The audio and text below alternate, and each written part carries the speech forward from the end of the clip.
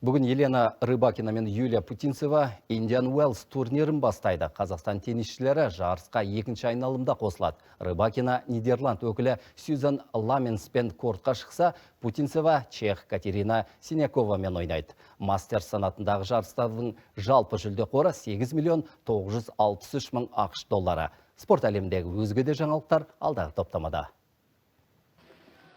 Қазақстан футболшылары әлем чемпионатында доп тебетін күні алыс емес. Себебі FIFA 2030 жылғы доп додасына 64 елдің құрамасын қосуды көздейді. Бұл іс-шара алғашқы әлем біріншілігінің өткеніне 100 жыл толуына арналады. Халықаралық футбол федерациясының кеңесінде айтылған ұсынысқа президент Джанни Инфантино қызығушылық танытып, талқылауды жөн көріпті. 2030 жылғы әлем чемпионаты Марокко, Португалия және Испанияда өтеді. 3 матчты Уругвай, Парагвай және Аргентина қабылдайды. Ал 2026 жылғы доп додасын ақш, Канада мен Мексика ұйымдастырады. Оған алғаш рет 48 елдің құрамасы қатысады. Қанат Базылхан, Хабар.